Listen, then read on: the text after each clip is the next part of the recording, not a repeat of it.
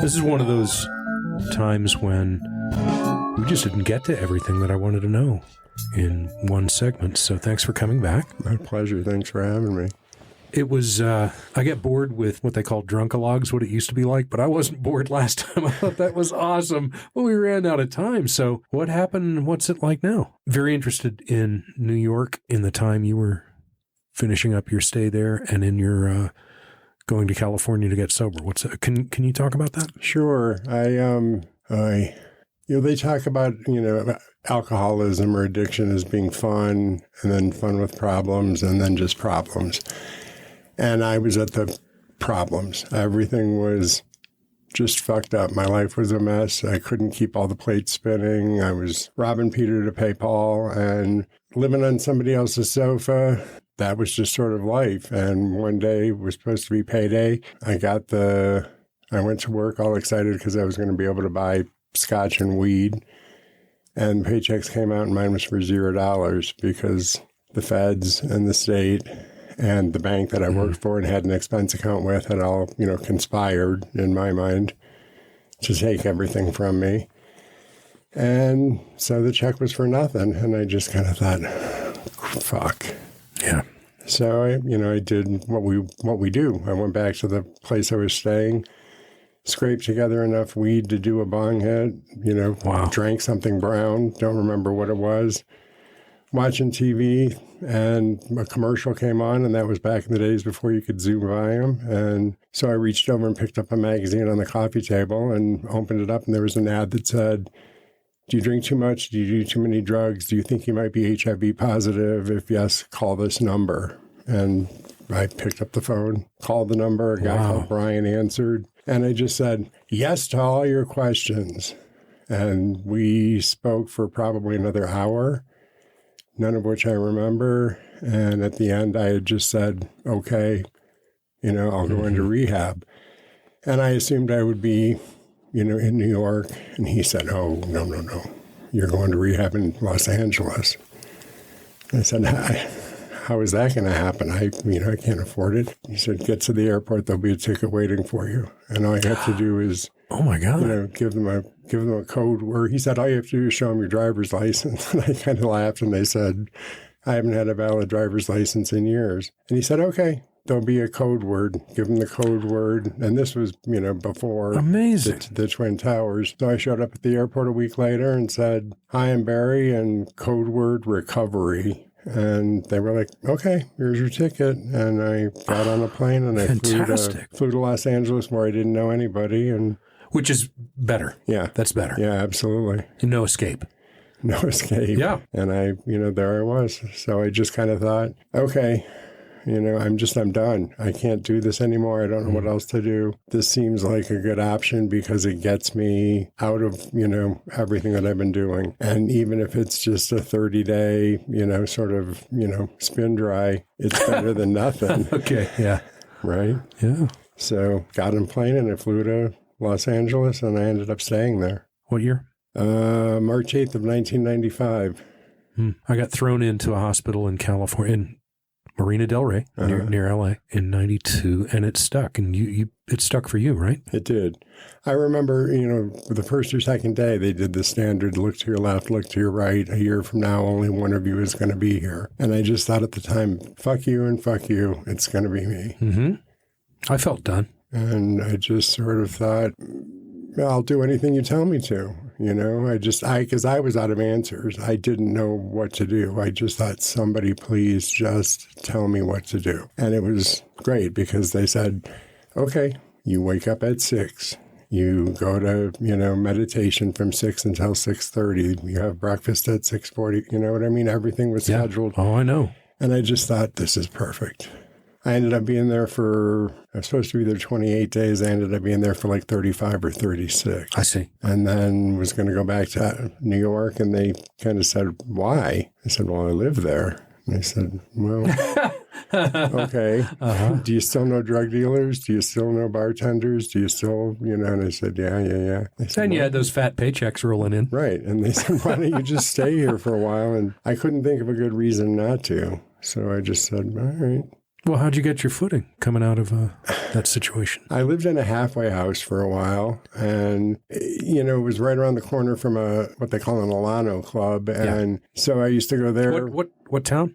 In Silver Lake in Los Angeles. Golly. Okay. Yeah. The AT Center. And they had meetings starting at 6 in the morning and all the way up till midnight. And there was always donuts and always coffee and always people to bum cigarettes off of. Okay. And it was literally a 5-minute walk from where I was staying. So I just went because I had nothing else to do. Yep. And after, I don't know, another 3 months, it was sort of time to move on. And so I rented an apartment with another friend. 2 weeks in, he relapsed and things got ugly for a while. And then I ended up getting my own place and it just sort of went from there. But started, all over again. Nothing, like was going out of the closet to buy clothes because I had, nothing. Everything was in New York. That's a chain, like a thrift used clothing store. Exactly. Yeah, I know that place. And, I just sort of started again. I remember my first apartment was like a reconverted garage, had a bed, and I eventually got a TV, no refrigerator. So I had But you were sober. I was sober. That's different. Yeah, it was awesome. I loved it. It was the first time that I felt good about myself, went to sleep instead of passing out, didn't have to wake up in the morning and wonder, what I had done, who I had offended. Yeah. Any of that. Just to connect the dots, though, because we didn't talk about this in the first episode, you had a pretty good, to outside appearances, good life in New York for a minute. Oh, yeah. Oh. Yeah, absolutely. I mean, I made more money than, all of my friends. I was the guy that had the apartment that you could come and crash in if you needed a place to stay or if you were hungry. It was just sort of like where the kids went. Made a lot of money and life was really good for several years. And Broadway and concerts and black cars around town and all of that sort of thing. And then slowly we weren't paying the bills and we were bouncing the checks and all of that started to happen, and then things just went. Did you have a growing sense inside that, like the imposter syndrome, that I know this looks good, but, what's happening inside? Yes and no. I mean, I always knew that I was, well, not always, but I knew I was an alcoholic for 3 or 4 years before I did anything about it. And I sort of copped the, fuck you, it's not a problem, don't judge me, that, sort of thing. But all the while knowing like, oh, it is a problem. I don't know if I'm ready to do anything about it or what I would do anyhow. And that was the period of time when I... No recovery meetings. You just saw that magazine. Oh, yeah. That was the first. Okay. That was the first. Uh-huh. Amazing. And I didn't even know that it was going to be what kind of a program it was going to be. If it was going to be, it was just rehab. Mm-hmm. And I thought, okay. Not that it matters, but had you accumulated insurance? Is that how you were able to... Back in the day, I worked for a big bank, and so I had good insurance through them, and they just kind of said, we'll work it out.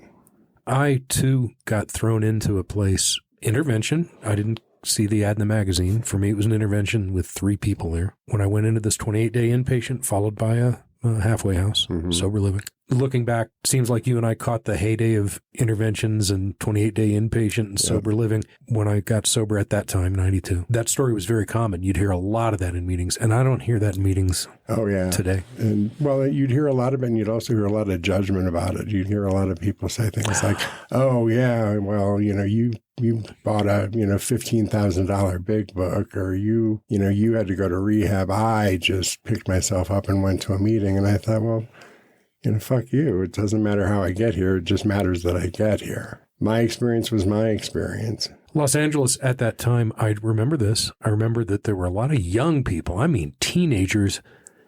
I was 32. But you heard their story and you're like, yeah, you're in. Mm-hmm. There's no question. You've done enough. Let's Well, and there are all the apocryphal stories about, like June B. in Los Angeles who got sober when she was 13. And my partner now had a roommate who was, I think, 16 or 17 at the time, getting sober. And I kept thinking, God, that's amazing. It is amazing. And thank God, because you can die young. Oh, absolutely. And I know a lot of people that have. Old timers, when I got sober in the 50s and 60s. And that was a different time. It was a lot more, I would think, shameful. I mean, it was heart attack time when somebody used the words, I'm an alcoholic. And I don't see as much of that anymore. It's touched everyone's life directly or indirectly. It's funny. I was talking to my mother, and she said, well, we didn't hang out with any alcoholics. There were no alcoholics in our life. And I thought, oh, my God, are you kidding me? And I started going, what about this one? What about that one? Remember this story? Remember? And she finally stopped and said, God, I guess you're right. It just never, we didn't think about that sort of thing. It was just, so-and-so got overserved, or this one got a dirty glass or a bad ice cube, or they were doing exactly what I was doing. I came to in a hospital, and I mean a hospital. And I looked around, and the place was full of doctors and nurses. And I went, oh, I'm sick. No, I'm not a dummy. I was not a baby, and I was well educated. But that came as a revelation to me. I don't know if I ever used or thought the word addict, but I knew I had to be high all the time. And then I came to in this hospital room, in a hospital bed, surrounded by doctors and nurses. I went, oh, schmuck, I'm sick. That explains a few things. So was that how... Well, a moment of clarity is what they like to say. That was a big one for me. I mean, I think for me, when I got there, they said, are you an alcoholic? And I said, oh, no. I said, I smoke weed. I smoke a lot of weed, and I think that's my problem. They said, so you're not an alcoholic? No. Well, do you drink every day? Yeah. More than, 2 drinks a day? Oh, yeah. Do you ever lose track of time? Oh, yeah. The 20 questions. Ever wound up in a different location from where you started out and don't remember how you got there? And yeah. They just kind of giggled and went, okay, honey, that's blacking out, and normal people don't do that.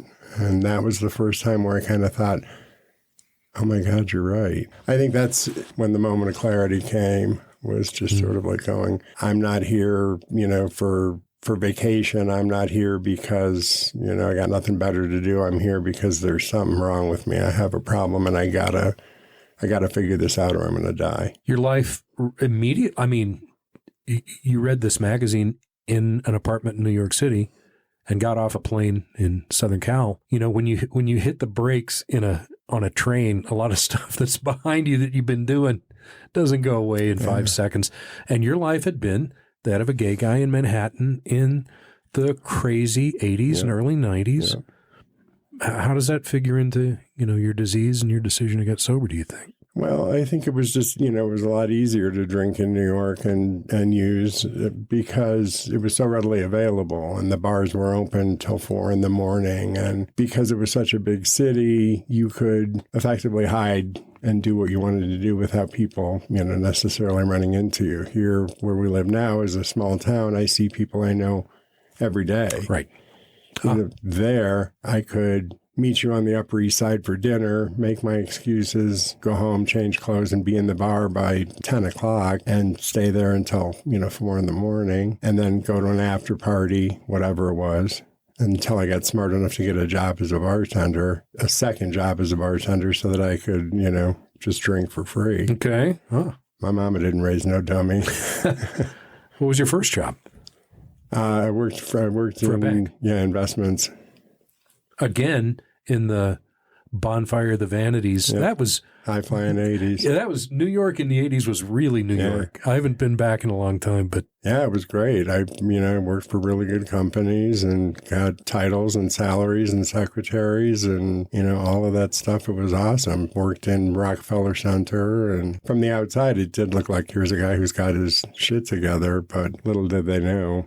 If they came to my apartment, there'd be no food, no electricity, So you walked through a wormhole and found yourself in Southern Cal for how long? How long did you last there? 20 years. Ah, okay. 20 years, yeah, with no intention of it. It's not ever been one of my favorite places, but the sobriety is amazing. And I met my partner, and he was an LA boy, and his family was there, and so I just stayed. So you racked up decades of sobriety there. Yeah. When I left there, actually, to come here, I think I had 20 or 21 years. Here is Santa Fe, by the way. Here's Santa Fe, sorry. No, it's 20 okay. or 21 years. And I was thinking, I'm going to get there and I'm going to be, one of the old timers. And because I was used to the meetings in LA. Show these yokels how it's done. Yeah. I got here and I was like, I'm Barry and I've got 21 years. And they'd pat me on the shoulder and go, that's cute. There's a newcomer meeting on Wednesdays. Yeah, you'll get 45 like I have. Then the next person in line would be like, I'm 53. And, it was just like, oh my God. How many years now? 28. Yeah. Yeah, amazing. Amazing. Because I was a wreck when I got here. Didn't care if I lived or died, a wreck. And I was 32 and I got sober. I'm 63 now. The things I've experienced and the things I'm going through now are the issues of a 63-year-old family guy, not a addicted young single idiot in Hollywood in the 80s and 90s. Although in my head I'm still, 28 or 30 until you walk by a mirror. Until I walk by a mirror or walk into a store with a friend and they go, oh, is that your father? Yeah. I think, fuck you. Remember when waking up stiff was a good thing. So now listen. Exactly. Thank you. But here all week, folks. Where's my thing? Here we go. This is an anonymous show. Yep. And we can take stuff out. I'm in charge of editing. But I know you're facing some difficulties physically and so on. Do you any interest in talking about that in this venue or no? Sure, I don't mind. It's one of those things. As a sober guy facing this stuff. Yeah, it's not easy all the time. I got diagnosed with Parkinson's in 2017, I guess. I'm 61 now, so it was early. It typically doesn't affect you until you get to be in your 60s and 70s. So yay me, one of the lucky ones. And it's like anything else. It's a day at a time. I think what the program... What is Parkinson's? Yeah. It has to do with the... it's in your brain. I can't think of the name of it. It'll come to me in a minute. But anyhow, basically it affects pretty much every aspect of your life. It makes walking more difficult. Balance is an issue. Shaking hands, sometimes your feet freeze. So I'll be, standing and then you kind of want to go and move your foot and it takes a minute to make the connections and get the brain to tell the foot, to do what you want it to do. It sounds like a betrayal, like your body's betraying you. It's a total betrayal. It's a total, and you don't die from Parkinson's, you die with Parkinson's. And there are treatments that are available that make all the symptoms a lot more manageable. And, I'm grateful that there are. And I know there are people who have lots, who have it lots worse off than I do. And it sucks. And I go through it like I do, sobriety every day. It's okay. What am I going to do today? How am I going to get through this? What do I need? Suiting up and showing up in the program has taught me to suit up and show up for, myself and to take advantage of resources that are out there and to ask people for help and to, share with other people who are going through similar things. I mean, I can't tell you how many people have called me over the course of the past couple of years and said, I was just diagnosed with X, or, I just found out that I'm this, and how do you deal with it? And some people refer to it as sort of like, AA university, like you've gotten through all of the basic stuff and now you're getting into the real hardcore things. I don't know if I agree with that or not. I think it's just another opportunity that I get to work my program. It's another chance I get to sort of, share my experience, strength, and hope with people and to, do what I've learned to do here, and is it fair? No. What do they used to say in LA meetings all the time? The fair's at Pomona. The fair's in Pomona. That's what you want. I haven't heard that in a long time. Yeah. Well, let me ask you this. Thank you for that. Oh, sure. There was an old chestnut I used to hear in meetings about comparing my insides with other people's outsides. Mm-hmm. I took that to mean this guy's handsome with a beautiful girlfriend in a $100,000 car and I'm not. And then you find out what's really going on with this guy is not that great. I think that was what I was supposed to hear from that saying. You were living like Elvis in New York City, but crumbling inside. Oh, yeah. You ended up in a garage with no refrigerator, but sober. Right. You didn't really talk about if you were happy at that time. I remember my first job was, and I had a pretty swinging ride in Hollywood as well, a year before it all went away. And my first little get sober job was in Texas working with dogs. And I was living in the bedroom I grew up in. I was in my 30s and I'm in the 12-foot bedroom with the sad little rock and roll posters on the wall that I'd had in high school. I'm like, God damn, how have the mighty fallen? But I'm telling you, I was happy because I was sober and I knew it was hard to explain to anybody. I was absolutely that way. So your insides, outsides were real different right before you got sober. And now, to me, you got a partner, you got a nice pad, you got really cool dogs, you got to me, a very interesting and fulfilling job that isn't a beating, and you've got a subversive sense of humor, which I depend on. You and I start every phone conversation with a couple of dirty jokes, and we get that out of the way and talk about what we need to talk about professionally. There was a young couple named Kelly. I actually lived on Nantucket, so bring it. So to me, your outsides look pretty good, and I know that it takes you a while to get up out of a chair and get out the door. What up with that? Insides, outsides these days? I mean, I honestly don't notice it that much anymore. I've gotten better at asking for help and for sort of saying like, hey, it's going to take me, longer to get dressed and get there than normal or, whatever it is.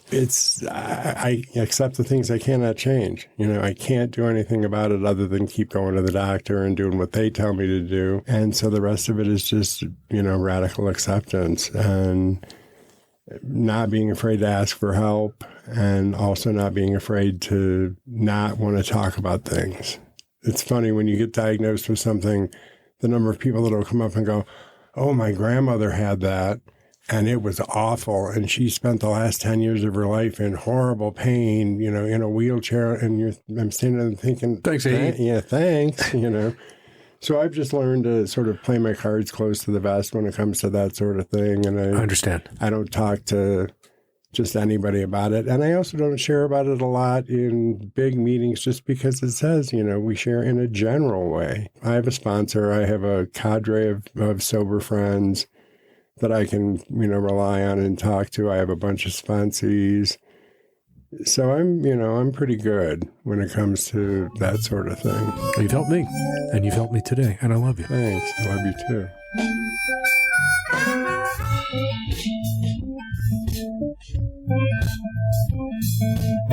It's a podcast called High Desert Sobriety, recorded at the Friendship Club Studios in Santa Fe. Available wherever you find your podcasts.